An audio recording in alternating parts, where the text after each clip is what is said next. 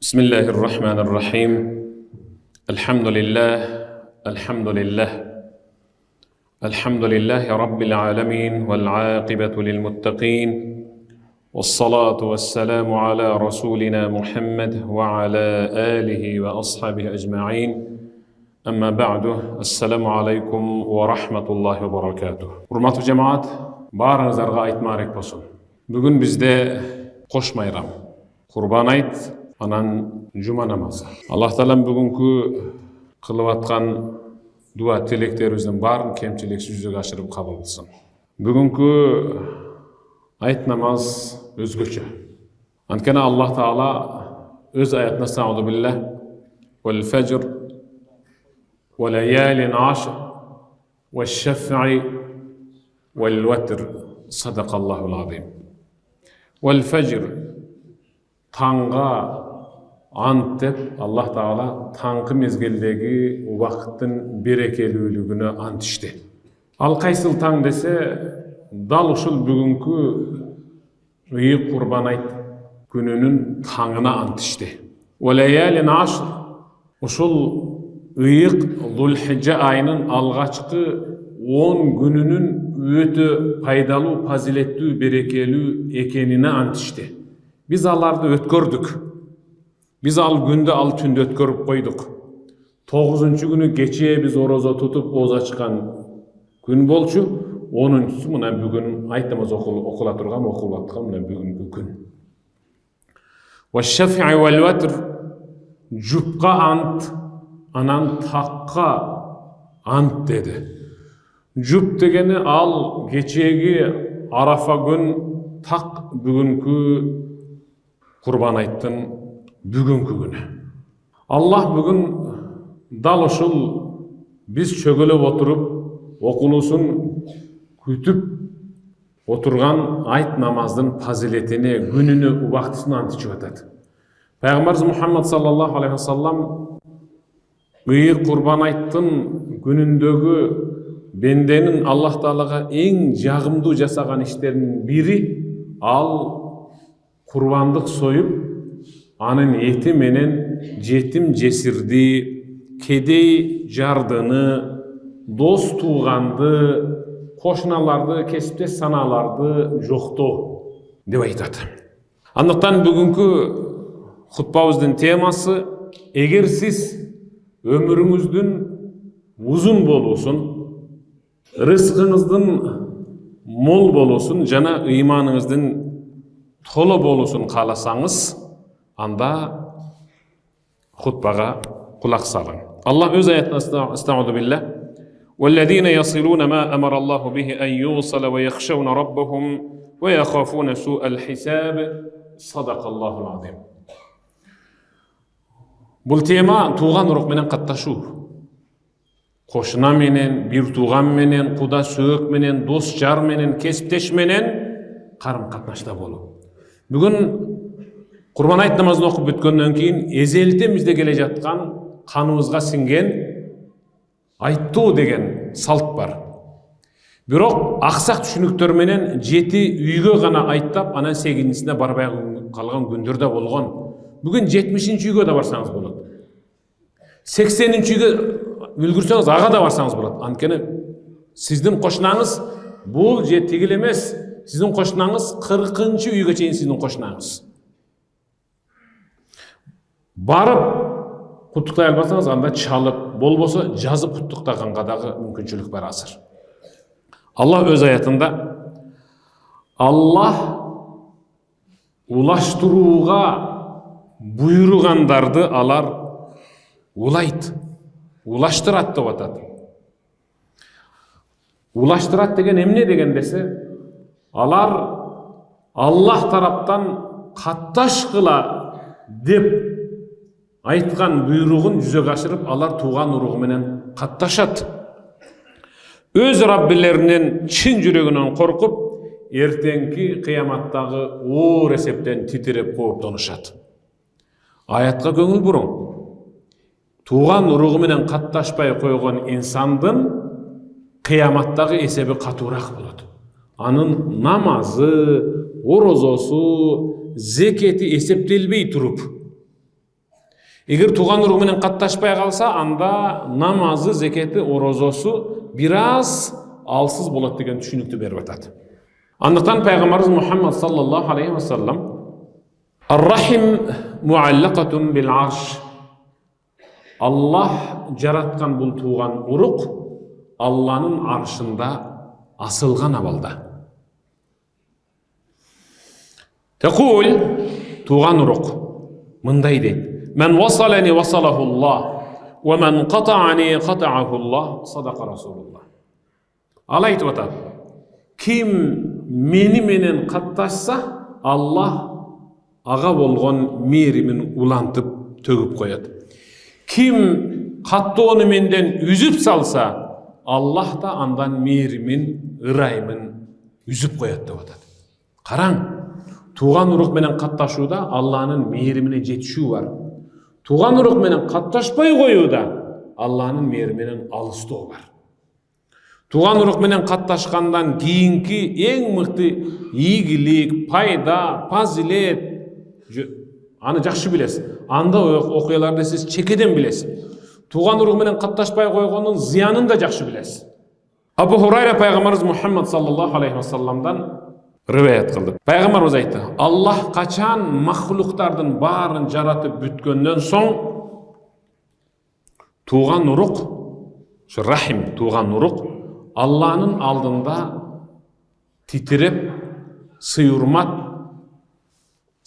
менен туруп: "Эй Раббим, айтчы, хада мақамул аид бик минал qati'a". Мынабыл мени менен катташпай койгон инсандардын орду деп өтө төмөн орунду көрсөттү. Аллах наам, дал ошондой. Сени менен катташпай койгондордун орду дал ошондой төмөн деген ал тозокту ишарат кылып атат. Ама тардайна ан асла мен васалак ва aqta'a мен qata'ak. Сени менен катташкандарга мен өзүмдүн мээримимди төгүп, сени менен катташпай койгондордон мээримимди үзүп койгонго ыраазы элесиңби деп Аллах тууган урук ушундай деди. Қалат: "Бала я Рабб". Ыраазымын я Рабби, ыраазымын. Қала фахуа лак.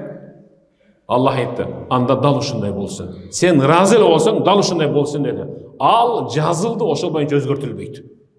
Бүгүнкү Курбан айт тууган урук менен неба каттоо үзүлүп калган тууган урук менен катташууну кайра калууна келтирип алуунун шылтоосу бүгүн. Тарынып жүргөн үй бүлөлөр, кектешип жүргөн достор, катташпай жүргөн туугандар, сүйлөшпөй тескери караган куда сөөктөр, араздашып таптакыр учурашпаган, саламга келбеген бир туугандар да бүгүн ошол таарынычтарын жазып каттоону кайра калууна келтиргенге бүгүнкү Курбан айт шылтоо болсун, эшик ачып берсин. Эгер андай болбосо, баягы таарыныч менен келе бере турган болсо, анда кийинки хадиске көңүлүңүздү бурам. Пайгамбарыбыз Мухаммад саллаллаху алейхи ва саллам мындай деди: "Ма мин занбин аждару ан ю'ajjil Аллаху ли сахибихи al-uqubata fi ad-dunya ma'a ma yaddakhiru lahu fi al-akhirah ay min al-baghi wa qati'at ar-rahm", sadaqa Rasulullah. Пайгамбарыбыз айтып жатат: Аллах Таала бир күнөөнүн азабын накта тезинен бул дүйнөдө да берип, анан ахиретке да калтырып кое турган эки күнөө бар. Субханаллах, караң. Аллах Таала азабын бул дүйнөдө да нак берип, бирок өтө катуу берип, калган азабын ахиретке да сактап кое турган эки күнөө бар. Бирөөсү зулум, экинчиси тууган урук менен катташпай коюу. Зулум эми ар кандай болот?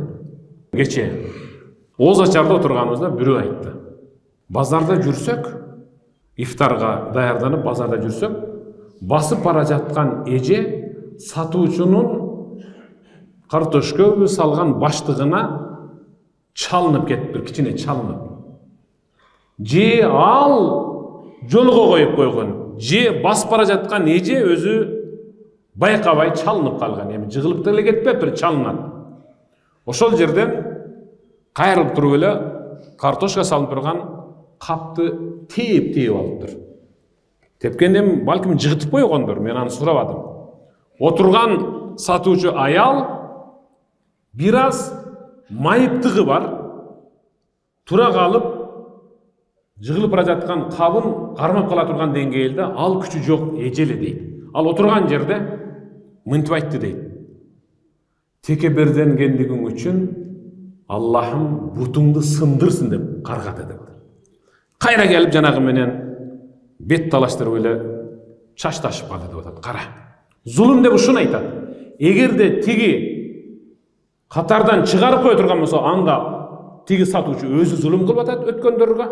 Эгерде тиги өтүп бара жаткан адам чалынып өзүнүн кемчилдигинен кайра тепсе, анда ал зулум кылат. Бирок зулумдун азабын Аллах Таала дароо берет. Анткени кайсы бир болуп өткөн табииндердин окуясында балык кайырмак менен балык тутуп отурган бир байкуштун балыгын зөкүрөөк бир балбаныраак бирөө дайым эле сенин кайырмаңа балык түшө берет да деп анын 5-6 балыгын ыйлатып туруп алып коет. Болбосо ал балыгы менен жан багып бала бакырасынын курсагын тойгузат эле. Ошондо колуң сыңгыр бер мага десе да болбойт. Ошондо колуң сыңгыр. Аллах Таалам колуң сындырсын деп. Ал ошентип үйүнө кайтып келе жатканда жолдо кырсыкка учурап, оң колу аябай жанчылып сынып, анан ошол эле күнү жанагынын каргышын эстеп, аябай Кудай Тааладан кечирим сурайт, бирок ооруканада аны уколдоп отуруп, кесип мүрүсүнө чейин кесет. Ар жума намазга келип издеп жүрүп, акыры 2 айдан кийин жанагы каргыштаган кишини табат дагы кагылайын, айнанайын, кечирчи мени деп анын бутуна жыгылат. Ооба мен кечирдим, бирок ошол учурда чын жүрөктөн айткан элем да дейт. Мына сен бүгүн кечирдим дегенге чейин эгер ишенсең, ушул мүрүңдүн сөөгүн бир нерсе тырмап жеп аткандай болду дейт. Кара. Сен кечирдим дегенден кийин токтот деп кайра бутуна жыгылып атат. Ал зулум. Зулумду сөз түрдө жыга чаап, же сүйрөп тартып, тигине мындай эмес. Жада калса сиздин дубалыңыз кошунанын эң бир гүлүнө, мөмөлүү жемиш, баягы дарагына, жемиштүү дарагына көлөкө түшүрүп койсо дагы, сиз зулум кылып койгон болосуз. Ошол себептен сиз өзүңүздүн үйүңүздүн шыйпырынын чатырынын суусун кошунаңыз жака тамчылатып койсоңуз, анда сиз зулум кылган болосуз. Ошону бир билиң. Аллах өз сөзүндө Анар-Рахман, мен мээримдүүмүн дейт. Аллахтын сөзүн кара. Мен ырайымдуумун, мен мээримдүүмүн. Ал эми тууган урука мен өзүмдүн сыпатымдын бир тамгасын гана кыскартып берип койдум. Мисалы, Бисмиллахир-Рахманир-Рахим, Рахим, мээримдүү деген. Мээримдүү. Ал эми тууган уруктун арабча Кур'андагы аталышы Рахим. Караң, Рахим. Алланын сыпаты Рахим. Созулма, ия бар, созулма. Рахим, и деп созулат. Рахим. Менин сыпатым Рахим. Ал эми тууган урука мен өзүмдүн сыпатымдан бир тамганы алып таштап ага аталыш кылып бердим, Рахим деп. Андыктан мен васалаха васалту ва мен катааха бететту. Ким өз тууган уругу менен эле барды келди кылып катташса, анда мен өзүм мээримди ага куюлттум, төктүм. Эгерде ким тууган уругу менен катташпай эле койсо, андан мен мээримди үздүм деп атат. Тууган уругу менен катташкан инсан эч качан жаман өлүм менен өлбөйт, шуну бир билгиле. Ошондон пайгамбарыбыз Мухаммад саллаллаху алейхи ва саллям "Мен кана ю'мину биллахи вал йавмил ахир фальюкрим дайфа". Аллахтын бир жана бар экенине, ахиреттин анык болоруна чын жүрөгүнөн ынанып, ишенип, ыйман келтирген инсан, ал үйүнө келген коногун жакшылап сыйлап, коноктоп тосуп алсын. "Ва мен кана ю'мину биллахи вал йавмил ахир фальясил рахима". Kim Allah'tın bir jana bar ekenine, ahiret gündün boloruna anık inanıp işense, iman keltirse, anda al tuğan uruğu menen kattaşsın dedi.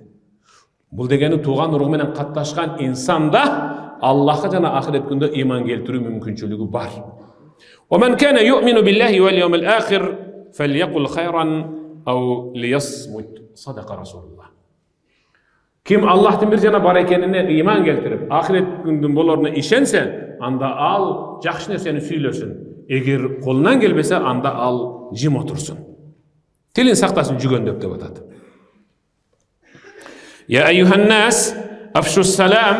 Peygamber aytdı. Ey adamlar, afşus salam. Tarın içine getirem deseňer salamdy joýup, salamdy uguzup aytdylar.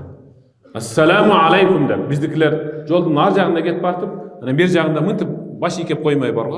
Al emne degen menen iş. Bul hem salt bolup kalgan bizge. Ar koýjagynda mınseň alda mıntet, mınseň alda mıntet. Janna barıp ne dedin desen, şöyle mıntım dedi deydi al. Şimdi koyat. Kandaysın dedim öyle deydi. Şimdi koyat. Bunun buna baş götürgöndün içinde abdan köp söz var. Bire sögüp koyuş mümkün, Kuday saktasın. Biroq Peygamber assalamu aleykum dep, aga uğulbasa da sen özüň uga turgan kılıp salam ayt. Wa at'imut ta'am, özüňerden jegeniňerden bölüşküle jetim jesirge. Buna bugün oşol gün Kurbanlığınızı 3'e bölüp, bir bölügün özüňüzdün muzdakçylygyňyzga salın. Bir bölügün kazanga salıp, bışırıp tuğan uruq koşunalardı çakırıp berin. 3. bölügün jetim jesir kedeylerge tarkatıp koyun. Vasilul arham, tuğan uruğunlar beni kattaşkıla dedi. Subhanallah. Salamdı uğuz aytkıla, tamağınlardan bölüşkülü, tuğan uruğunlar menen kattaşkıla, yemi giyin sözü kıran 4-nçünü. Vasallu billahil ve nas niyam.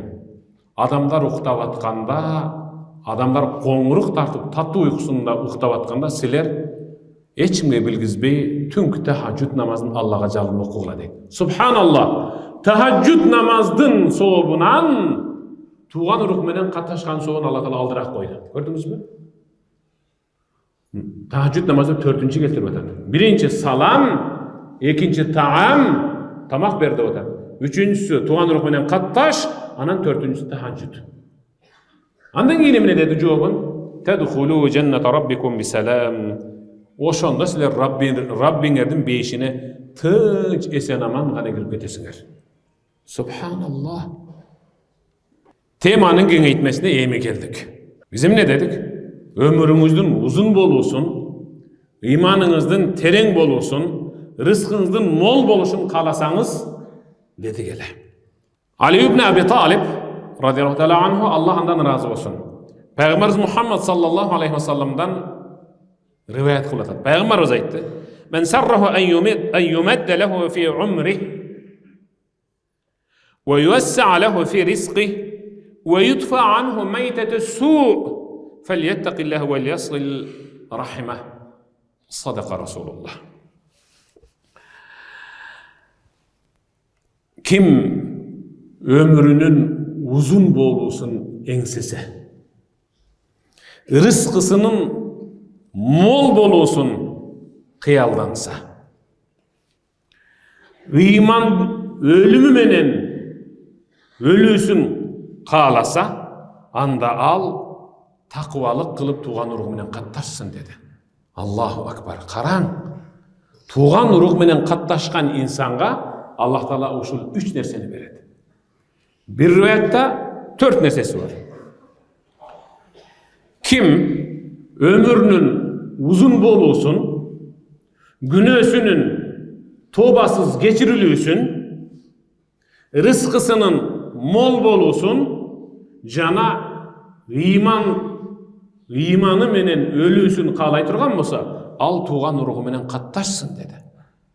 Subhanallah. Kelin bugün namazdan keyin kıyıladan beri kimdir birö üçün muzdap kalgan yüreğimizni ısıtıp jılıtıp, aga siz bugün SMS katga bar jazasız. Assalamu aleykum tuğanım, aytın marek bolsun. Eger joluňuz düşüp kalsa, bir darvazasını çertip, al ahvalyn sorap, Kolun kısa karmak mayramdık manay kalap ötüp ketin. Bugün oşonday kılın. Koşunağınızga barıp öyle birinci sizden başlayın dedim aytты onu dep girip nanos deyip çiğip ketin. Özü de taң kalsın. Sa'id ibn al-Musayyib tabi'in kimler bilbeyt. İbrahim ibn Talha degen dostu var ele. Eko uşunçalık ınak dost. Uşunçalık ınak dost. Kölököleş en jakın dost ele. Bir günü Sa'id ibn Musayyib üyünde ibadat kılıp otursa bir top adam ızıçu menen anın üyüne kirip geldi. Oy Sa'id barsıp çıgın ele çıgın bat-battan ele bolun dep. Daro kiyimler kiyinip sırtqa çıksa bir top el öte öңdörü kumsargan korkun avalda. O kagalayınlar hoş kelipsiңер emne boldu? Oy jakşı iş emes. Dosuңuz İbrahim'di üyünde çatırı töödөн düşüp ketip dual içkeri kulap öldü okşoydu. Öte çoң jogotu. Biz sırtta iş kılıp жүргөнүбүz ушундай болуp kaldı. Kaydandır bir kırsı keldi aytar ушундай болду dedi. Adatda mындай сөздү укканда insan daro öңü kuvarıp daro başkaça aval bolat. Anda emosiya özgörөt. Biroq Sa'id ibn Musayyib anda hiç kanday özgörü bolgon jok. Anda bir de emosiya özgörgөн jok. Kabar aytıp kelgen, kıjalat bolgan jamaatты жылмайып gana tiktep, жүрgölöşüp barалы dep akырын keldi. Kel geçekte anın oңundan da solundan uşunday düşüp ketти, tigindey boldu, emne bolup atat, emi içek kardı jarılıp ketти, aytor emi ötö jaman ötö оор сөздөр söylep kelişti. Kaçan gana Sa'id ibn Musayyib dostu İbrahim üyüne kelgende bir tegeren turup baykaşımça dosum dal mına şul bölmede göbürüp oturup ibadat kılat edip bir jerde bir burçtu sömöy menen işara kılıp gezip görsetdi. Eger makul deseňer uşunun üstündeki topraktı, üstündeki büt bardy goor neslerdi akırındık menen alalı dedi. El şaymandары dayar eken daro aradan beri çukulap kalsıp topraktарын tiyaka tögüp biyaka tögüp jakындap kalganda birese mындай kıymıldadı. Körse İbrahim namazdın sajdasında turganda toprak baskan. Daro anı şol жерден suurup alıştı. Tirü hiç kanday eçeri sınbaptır. Tiyakap çıgışıp üstü başını kagıp kişine su içirip avalın kanday dostum dese bir jakşı. Kudaya kaç şükür. Bolgonu şol sajdada turganda muну ol jerin kечине bir tırnak uçuna birese kичине sızıptır. Başka hiç yeri beli da, başka jaktarda hiç nerse bolgun emes. Oşonda aytkan jolda kelejat Sa'id ibn Musayyib. Menin dosum göçkünün aslında kalıp ölböş gerek. Menin dosum göçkünün aslında kalıp ölböş gerek. Al, en mıktı ölüm menen ölüş gerek dep çırıldap kelejatdı. Oşon üçün al, uşul jerde boluş gerek kazgıla dep oşol bölmөнү kazdırtты. Bari tınçtangandan anan el surap atadı. Ey Sa'id, biz öte oor kabar aytıp barsak dagы bir-birimde kebelbey koydunuz. Жүзүңүздө özgörүү bolgon жок.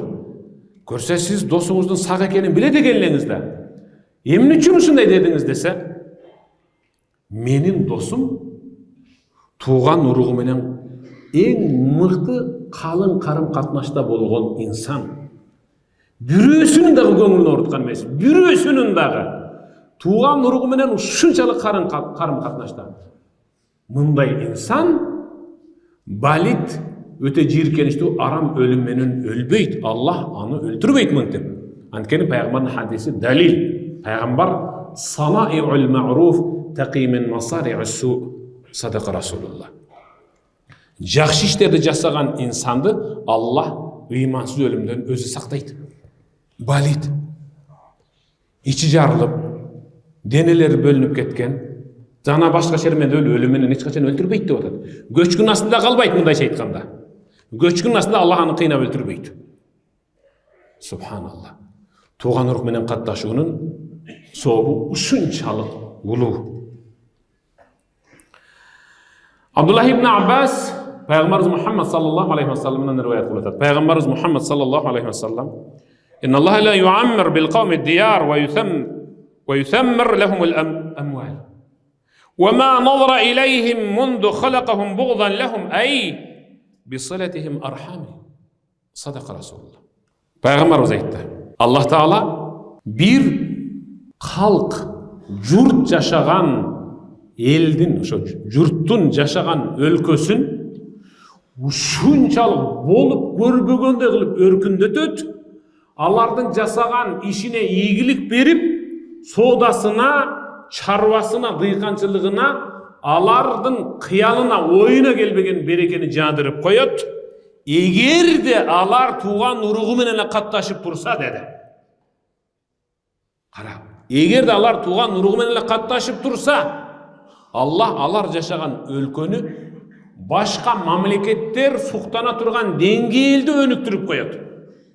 Men tuğan uruğu menen kattaşkan bir apanın akırkı ömrüne özüm kübö boldum. Anda yoqqаны sizler jakşı bilesizler. Bolgonda da men Mekke'de gördüm. Biz mından 2 yıl murda umraga аттанып kaldık. Bir uçakta baratабыз. Бирок bir kança gruppa эле.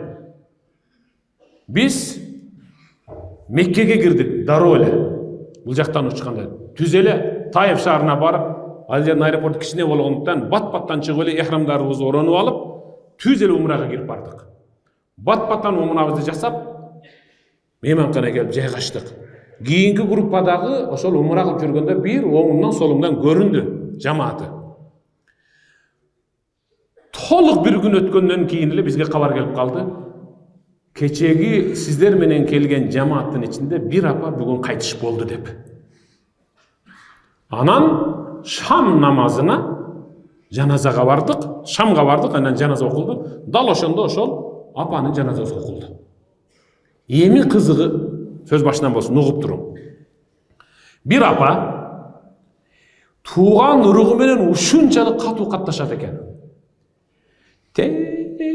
Bir alısqı tuğan uruğuna dele kiçinekey şirinliklerini alıp, joğuluğunu alıp, bolor bolbos beleklerini alına jaraşa alıp alıp barıp ошол кыдырып жүрө берет экен. Силерден кабар алганы келдим, кагылайындар. Силер менин момундай тууганымсыңар деп эле. Чындап айтканда дейт, анча-мынча алыс туғандары аны таныбайт эле, бирок бул таныгандыктан бара берчү дейт. Ушунчалык назик, ушунчалык бир жүрөгү таза, аруу сезимдеги апа эле, кемпир. Баласы айтып берип атат. Апам менен мурда бир хажга келип кеттим эле. Анан дагы апа сизди буйрса умрага алып барып келем деп айттым дейт. Анан апам умрага барсам жакшы болот эле деп, улам менден күтө берди дейт. Анан өзүмчө ойлонуп отурсам, апам ушу карындашыңды алып албайсыңбы деди дейт. Эң кичүү карындашым турмушка чыккан. 4-5 балалуу чакалуу болуп калган. Анан мейли деп, бирок акчада чамам бир аз төмөнүрөөк болгондон апам да ооруп жатканына байланыштуу паспортторду фирмага алып барып берип атканда, апамды калтырып койсом бу анткан апам мурда хажга барган деп паспортун алып койдум дейт бул жака. Анан эмне себеп болду дейт ошол жердегилер. Эми кошуп кое бериңиз, Алла Таала берекесин берет дегенден 3 паспорту берип, карындашымдын паспортун берип, кыжалат болуп үйгө келдим дейт. Анан акча табылды дейт. Айтор сөздүн кыскасы үчөөбүз жөнөдүк. Караңыз эми сөздүн кызыгы. Умраны бүтүп, Сафа Марвада акыркы айлампада апам бир аз алдан тайып 7-чи бүтүп атканда кичине өзүн жоготуп ошол жерде отуруп калды дейт. Ой апа, келиңем бүтүрүп коелу деп, карындашым экөөбүз жетелеп көтөрүп, эң акыркы Сафа Марвадагы жүрүштү бүтүрдүк. Ошол боюнча апам бизди бир карап жылмайып жыгылды, эсте келбеди. Дара ошол жерден врачтар бизди алып, тиги больницага алып барышты, ал жерден капельница коюшту деп атат. Кичине өзүнө келгенден кийин эми алып кеткеле бөлмөңөргө деп, анан бөлмөбүзгө алып келдик дейт. Мейманканадагы. Карагыла. Карындашым турмушка чыккандан баштап апамды бир да жолу ооруганда карай эле келе деп атат. Бир да жолу. Анткени анын күйөөсү менен кайната кайненеси бир аз мамилеси начар болгондугунан ушу апамды каратсак turmuşu buzulup ketпесин деп, өзүм анын эки эжем менен карай берет элек дейт. Ушул сапарда анан насип кылган экен, карындашым апамдын оозуна суу тамчылатып отуруп, замзам тамчылатып отуруп, анан апамдын акыркы сөзү ла илаха иллаллах Мухаммад Расулуллах деп Меккеде каза болуп атат. Асырда каза болуп атат. Асыр намазына каза болуп, дароо сөөгтөрдү жеткирүүчү жерге жеткиргенде, ал жердегилер өзү негизи bir gün калып кетет. Анан ал жердегилер болсо, "Ой, кегиле муну бүтүрүп бербесек болбойт" деп, биз тил билбесек деле арыдан бери кол коюп, жуам деген аялдар, араб аялдар биз жуабыз деп тарсылдатып жууп, асырда каза болгондо Шамга жаназага чыгарып койду деп атат.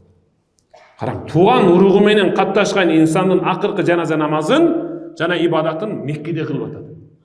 Карай албаган кызын bir gün эле каратып, бирок ал жерде bir gün кароо 100.000 энесине 100.000 кызмат кылган соом берип атат. Караң, баягы кызмат кыла албай калган күндөрүн bir gün ошол жакта эселентип берип атат. Туган уругу менен катташкан инсан башкача болот. Пайгамбарыбыз Мухаммад саллаллаху алейхи ва саллям: "Инна а'джалал бир thawabal silatur rahim hatta inna ahlal bayt la yakunu fajara fatanmu amwaluhum wa yakthur a'daduhum sadaqa Rasulullah." Сөздүн кызыгы ушул жерде. Жакшылап угун. Ийгиликтердин инсанга эң бат келе турганы кайсыл десе, туган урук менен катташкандагы. Ийгиликтердин эң бат келе турган инсанга кайсыл десе, туган урук менен катташкандагысы. Жада калса дейт пайгамбар, угуп туруң. Жада калса бейнамаз, намаздан таптакыр кабары жок инсандар дагы бири-бири менен катташа берсе, Аллах алардын да өмүрүн узун, ден соолугун чың, үйүнө тынчтык берип, байлыгына Алла Таала береке берип коет деп атат. Аллаху акбар. Караң, туган урук менен катташуу. Ошон үчүн пайгамбарыбыз Мухаммад саллаллаху алейхи ва саллям эмне деди? Bir кайрымдуулук бар.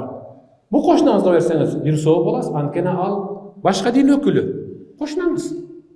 Бу кошунаңызга берсеңиз, эки соо боласыз, анткени бул мусулман, анын кошунаңыз. Ал эми бул кошунаңызга берсеңиз, ошол эле курманы, бир эле даана, 3 соо боласыз. Эмнеге десе, бул мусулман, кошунаңыз, анан тууганыңыз. Карабайсызбы? Бир курма. Мунусу бир соо, тигинisi 2 соо, а туган уругуңузга бергениңиз үчүн 3 соо алып келип атат. Бирок сөзүмдүн аягында айта турганым, пайгамбарыбыз Мухаммад саллаллаху алейхи ва саллям: "Лейсал васил бил мукафи, ولكن الواصل الذي إذا قطعت رحمه وصلها صدق رسول الله." Туган урук менен катташуудагы эң негизги көзгө басар маселе кайсыл десе, бил мукафи. Ал катташса, анан катташам деген туган, ал туган урук менен катташпаптыр. Ал катташса, анан катташам. Бизде ушундай да. Ал менин атам өлгөндө келбей койгон. Апам өлгөндө да келбей койгон деген инсандар бар го. Ушул кишинин сөзү ал туган урук менен катташканга кошулбайт деп атат. Валакин ал-васил, туган урук менен катташып Алланын мээримине чөмүлгөн инсан кайсыл десе, сиз менен катташпай, эшигин жаап, дуалын уруп, сизге салам айтпай койсо деле, сиз салам айтсаңыз, алик албаса деле, сиз барып катташа берин, сизди жек көрсө деле. Мына ошо сизди катташуучу деп атайбыз дейт пайгамбарыбыз. Сүйүктүү бир тууган, бүгүнкү курбан айт, мына ошол бүгүнкү курбан айт. Былтыркы мурдагы жылкы өткөргөн курбан айттан ушунусу менен айырмалансын. Биз бүгүн курбан айт намазын окуп бүткөндөн соң, жумага чейин эгерде жетишсеңиздер, курбандыгыңыздарды союп, эң биринчи сиз таарынып жүргөн, же сизден таарынып жүргөн туган уругуңузга этиңизден бериң, шылтоо кылың бүгүн ушуну. Кошунаңызга, кудаңызга, досуңузга жана башкаларга, кесиптештерге таарынышып жүргөн. Бүгүн ушул курбан айт, туган урук, дос жар, бир тугандар, агайыны, кошуналардын ортосундагы ызалануу, таарыныч, кек душмандыкты эрите турган эң мыкты күндөрдөн болсун. Өмүрүбүздүн аягына чейин Бүгүnkү Курбан айт намазынан кийинки жасаган жакшы ишибиз эсибизде кала турган жана өзгөлөргө үлгү өрнөк, көптөрдүн тилинде аңыз кеп сабак боло турган эң мыкты окуялар болсун. Аллахым баарыңыздардан разы болсун. Аяттарга садакаллахул азим, хадиске садака расулухул карим. Сүйүктүү бир туугандар, айт намазынын окулуу тартиби. Жылына 2 эле жолу окулганына байланыштуу көпчүлүк адамдар эстен чыгып калат. Шашпай окуңуздар. Айт намазынын окулушу ниет кылдым.